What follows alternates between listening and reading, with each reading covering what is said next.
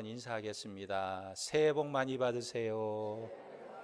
잘 오셨습니다. 예. 저는 새해가 또 한 번 있어서 너무 좋은 것 같아요.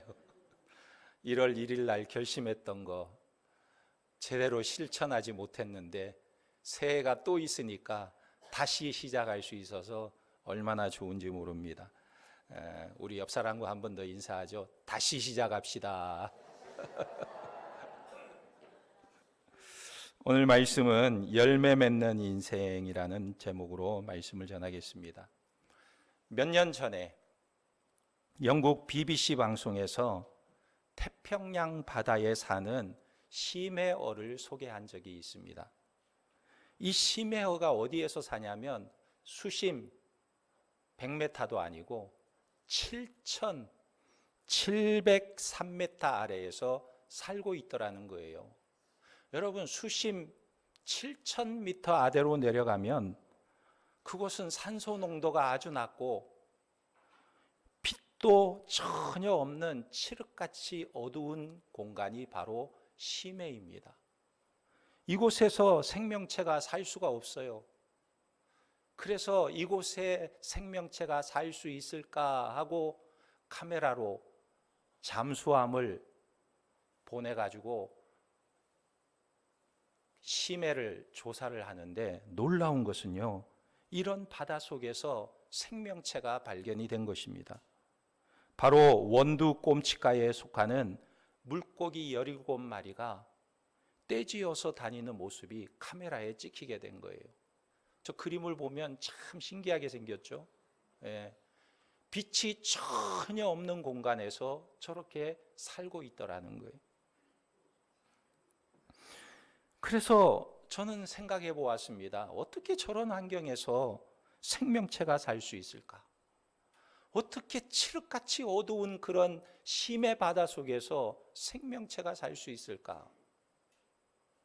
그리고 또 언젠가 동물의 왕국을 보니까요, 사막의 그 뜨거운 모래사장을 비춰주는데 이 사막 모래사장에는 생명체가 과연 살 수 있을까 생각이 들지만 놀라운 것은요, 그 사막 모래 가운데 얼마나 많은 생명체들이 사는지 독사가 있고요, 도마뱀도 있고요, 사막 여우도 있고, 사막 고슴도치도 있고, 모래 고양이가 살고요, 전갈이 살고, 쥐들이 살고, 우리가 생각하는 수많은 종류의 동물들이 그 뜨거운 사막에서 살고 있더라는 것입니다.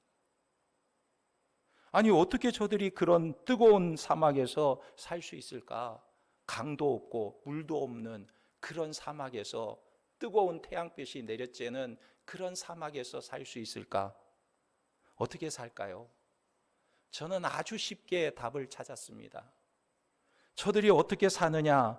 그 이유는 바로 하나님께서 그런 환경에서 살도록 저들을 만들었기 때문에 가능한 거예요. 하나님이 만드신 대로 저들이 살아가는 것입니다. 그런데 오늘 말씀에 보면 하나님께서는 우리에게도 기대하는 것이 있습니다. 그것이 무엇이냐면 우리가 열매 맺는 삶을 살기를 원하시는 거예요. 오늘 말씀 1절에 보면 나는 포도나무요 내 아버지는 농부라 물은 내게 붙어 있어 열매를 맺지 아니하는 가지는 아버지께서 그것을 제거해 버리고 무릇 열매를 맺는 가지는 더 열매를 맺게 하려 하여 그것을 깨끗하게 하시느니라. 우리가 열매를 맺어야 하는 이유가 무엇입니까? 그것이 1절에 나는 참 포도나무요 내 아버지는 농부라 그랬어요. 내 아버지가 농부다. 예수님께서는 나는 포도나무요, 나는 포도나무라고 말씀하시고 내 아버지는 농부라고 말씀하고 있습니다. 그러니까 하나님 아버지께서 농부라는 거예요. 아버지가 농부이기 때문에 농부가 나무에게 기대하는 것이 무엇이겠습니까? 열매를 기대하는 거예요. 누가복음 13장 6절 이하에 보면 한 사람이 포도원에 무화과 나무를 심은 것이 있더니 와서 그 열매를 구하였으나 얻지 못한지라 포도원 지기에게 이르되 내가 3년을 와서 이 무화과 나무에서 열매를 구하되 얻지 못하니 찍어버리리라. 어찌 땅만 버리게 하겠느냐. 대답하여 이르되 주인이여 금년에도 그대로 두소서. 내가 두릅하고 거름을 줄이니 이후에 만일 열매가 열면 좋거니와 그렇지 않으면 찍어버리소서 하였다 하시니라. 이것을 보면 농부는 얼마나 열매를 기다리고 있는지 알 수가 있는 거예요. 하나님께서 우리에게 열매를 기대하신다는 것입니다. 그렇다면 어떻게 해야 내가 열매를 맺을 수 있는가? 4절에 보니까 내 안에 거하라 나도 너희 안에 거하리라. 가지가 포도나무에 붙어 있지 아니하면 스스로 열매를 맺을 수 없음 같이 너희도 내 안에 있지 아니하면 그러하리라 그랬어요. 여러분 한번 생각해 보세요. 나뭇가지가 나무에 붙어 있으면 햇볕이 아무리 뜨거워도 이길 수가 있습니다. 가지가 나무에 붙어 있으면 살 수가 있는 거예요. 그런데 이 가지가 나무에서 끊어지는 순간 메말라 버리는 것입니다. 살 수가 없어요. 또 이 가지가 나무에 붙어 있을 때 영양분을 흡수할 수가 있습니다. 우리가 겨울을 지내고 있지만 겨울에 나무를 보면 나뭇가지가 앙상해요. 마치 죽은 나무와 같이 보이는 것입니다. 그런데 놀라운 것은요, 날씨가 조금만 따뜻해지고 햇볕이 비추면 그 죽은 것 같은 나무에서 싹이 나오는 거예요. 싹이. 이파리가 나오기 시작하고 꽃이 피게 되고 그리고 열매를 맺게 되는 것을 보게 됩니다. 나뭇가지가 나무에 붙어 있으니까 봄이 되면 잎이 나고 꽃이 피고 열매를 맺는 거예요. 그러니까 우리가 나무에 붙어 있으면 열매를 맺게 된다는 것입니다. 아무리 어려운 환경이 찾아와도 붙어 있으면 살게 되고 붙어 있으면 열매를 맺게 된다는 것입니다. 그렇다면 이 붙어 있는다는 것이 무엇을 의미하고 있습니까? 우리가 어떻게 해야 예수님께 붙어 있을 수가 있는가?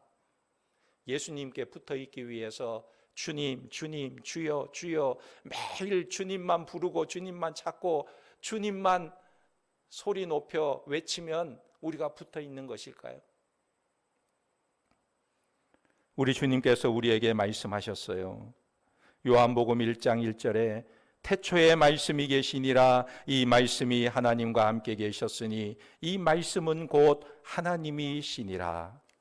요한복음 1장 14절에 말씀이 육신이 되어 우리 가운데 거하심에 우리가 그의 영광을 보니 아버지의 독생자의 영광이요 은혜와 진리가 충만하더라 그랬어요. 그러니까 예수님이 말씀이셨는데 말씀이 육신을 입고 이 땅에 오신 분이 예수님이시라는 것입니다. 그런데 이 육신으로 이 땅에 오신 예수님은 아버지께로 돌아가셨어요. 그렇다면 우리가 이 예수님과 늘 동행하고 예수님과 늘 함께하는 방법이 무엇입니까? 그분의 말씀을 내 안에 담는 거예요. 예수님의 말씀을 내 안에 담는 것입니다. 주님의 말씀을 내 안에 담으면 그 말씀의 능력이 내게서 나타나는 것입니다. 다시 말해서 우리가 말씀을 매일매일 묵상하는 그 삶이 주님께 붙어있는 삶이라는 거예요. 그래서 다윗은요, 시편을 열면서 시편 1편에 뭐라고 말하고 있습니까? 복 있는 사람의 특징을 말하고 있어요. 복 있는 사람에 대해서 말씀하고 있는데 복 있는 사람이 과연 어떤 사람입니까?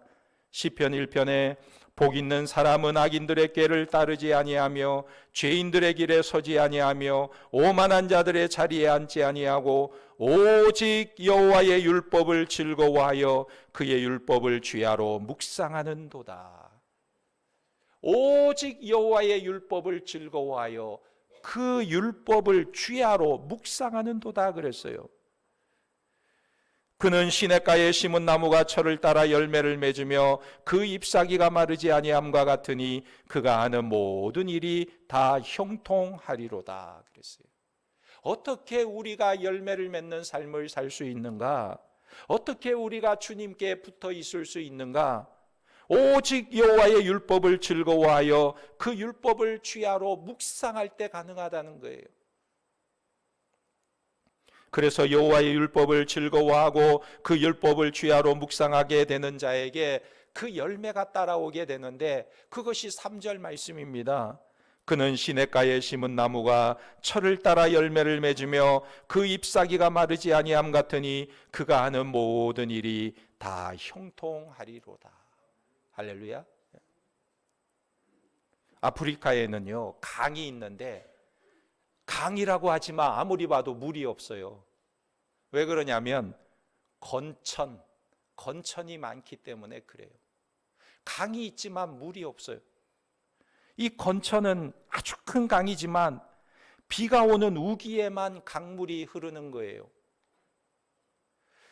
비가 오는 우기에는 물이 장궐하다가 비가 그치게 되면, 우기가 끝나면 금방 흐르던 물이 마르고 바닥을 드러내는 것입니다. 그래서 그 모양만 강이에요. 물이 없어요.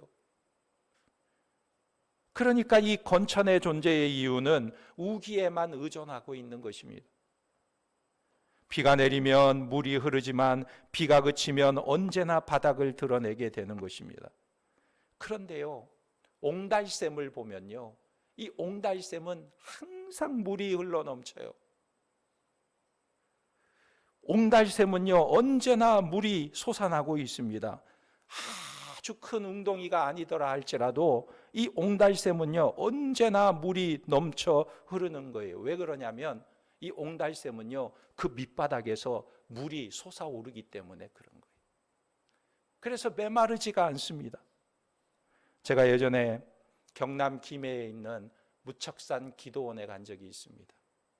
이 기도원은요 길이 없어가지고, 찻길이 없어가지고 이 기도원을 가려면 밑에서부터 약 1시간가량을 등산을 하다시피 등산로를 따라서 올라가야 기도원이 나오는 곳입니다.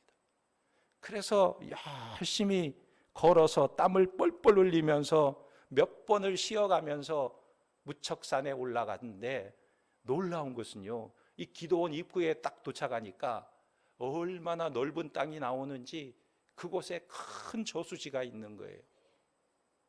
그래서 당시에 제가 여름에 갔었는데 이 가뭄이 심하던 시절이었는데 그 기도원 원장에게 물어보았어요. 아니 이곳은 어떻게 이렇게 물이 항상 넘쳐납니까?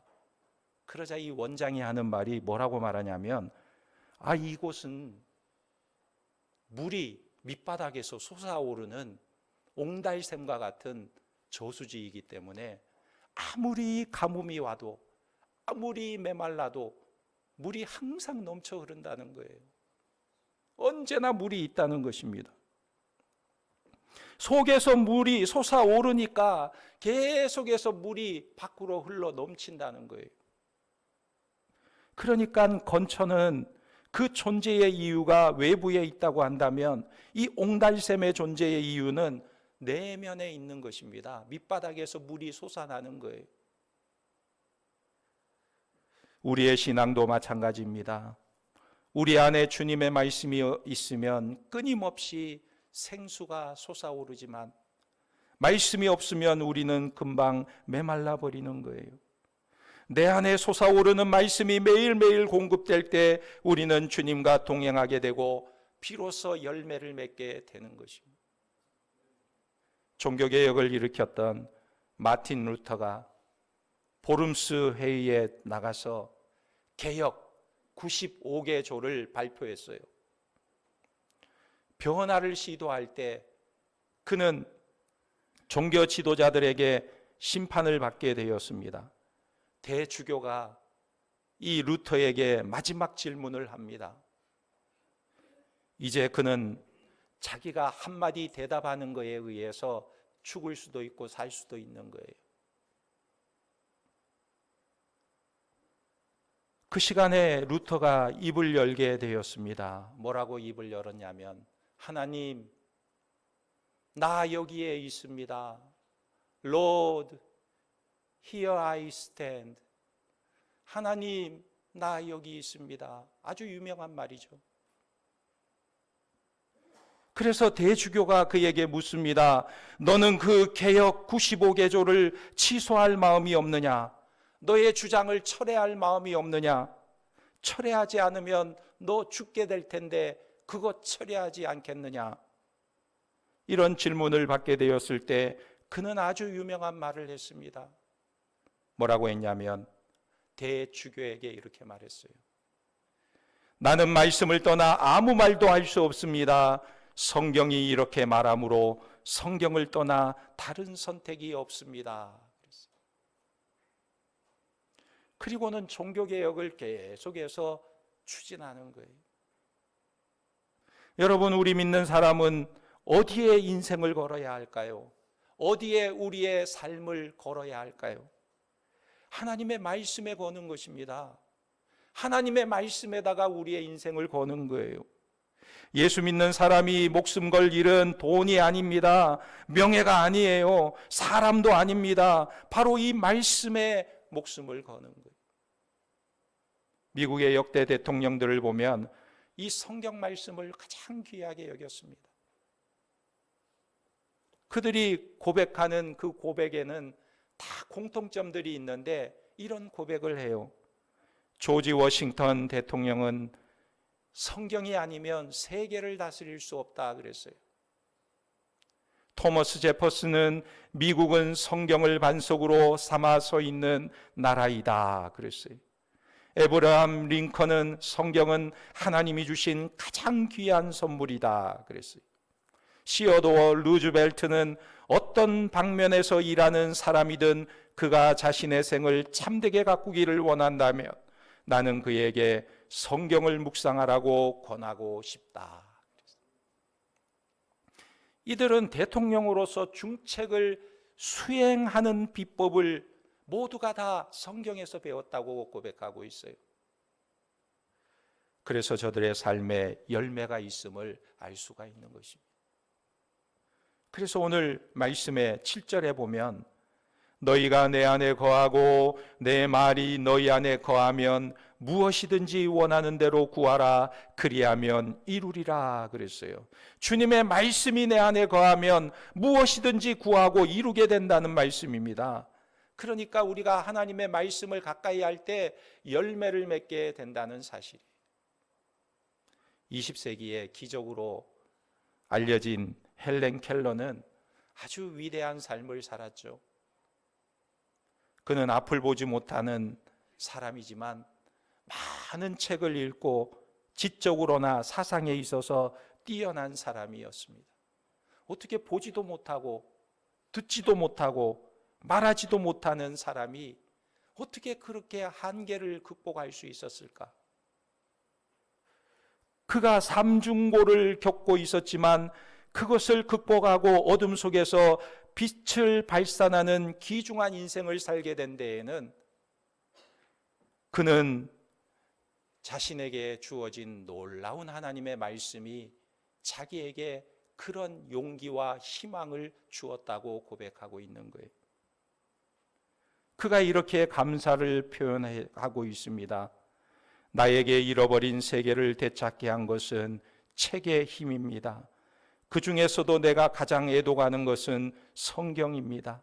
나는 어린 소녀 시절부터 언제나 용기와 기쁨을 얻기 위해 성경을 읽었습니다.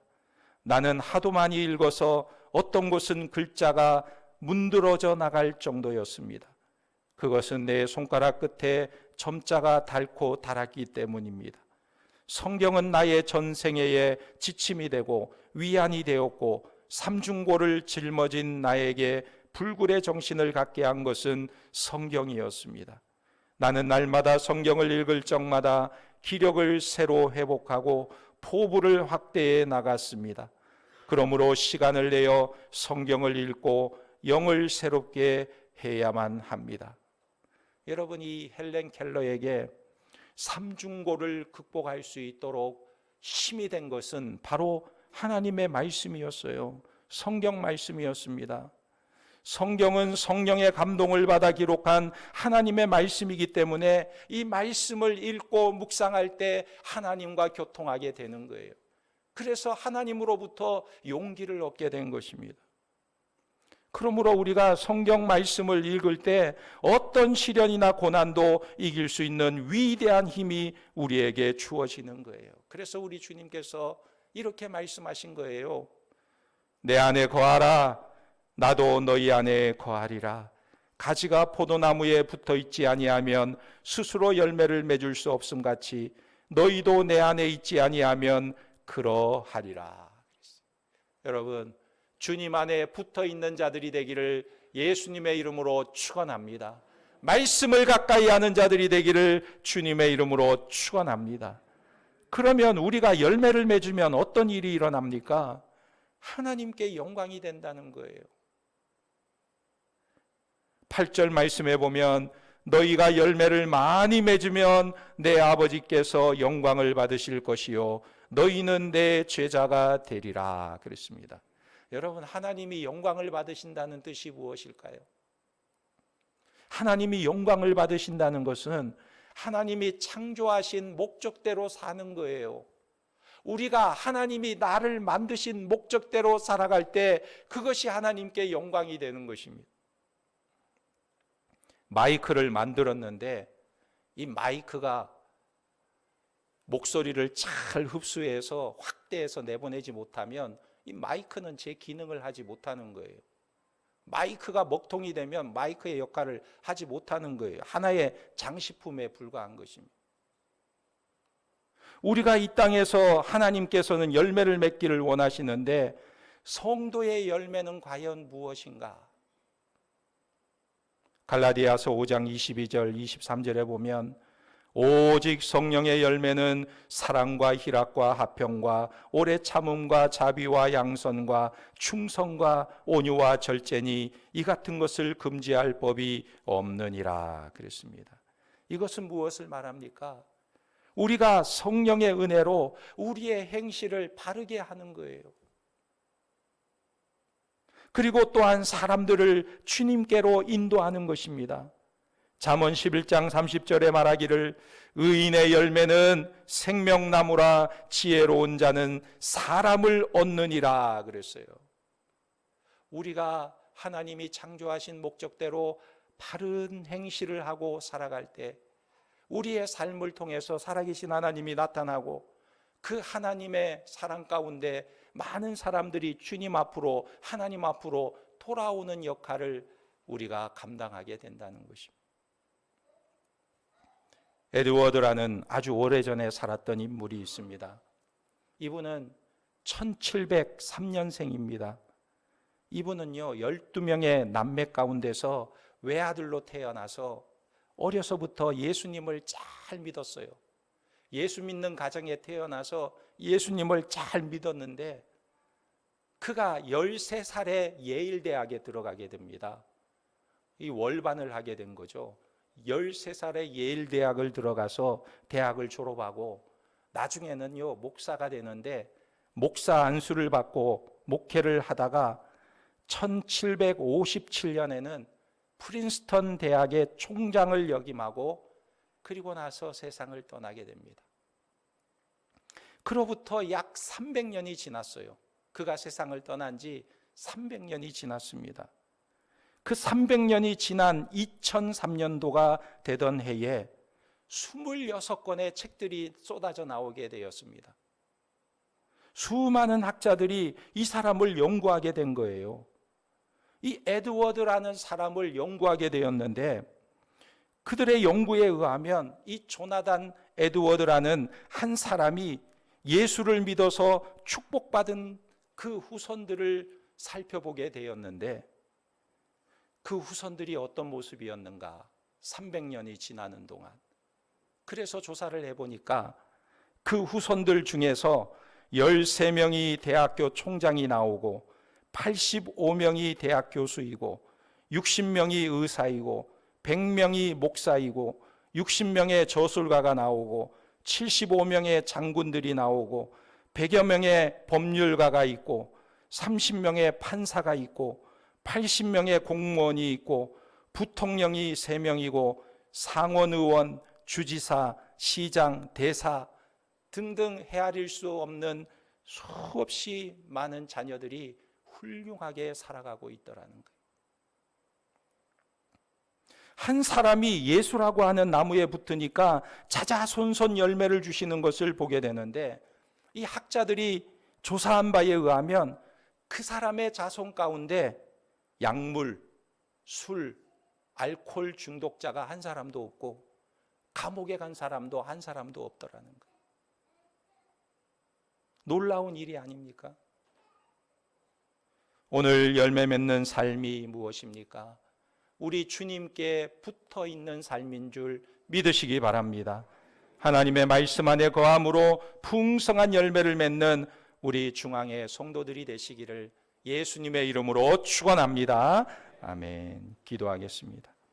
하나님 아버지, 오늘 우리가 예수님의 나무에 붙어 있는 가지라고 말씀하셨는데, 주님께 꼭 붙어 있는 나무가 붙어 있어서 나무가 주는 수분과 영양분을 공급받게 하시고, 주님의 말씀이 언제나 옹달샘처럼 솟아올라서 우리가 열매 맺는 삶이 될 수 있도록 축복하여 주시옵소서.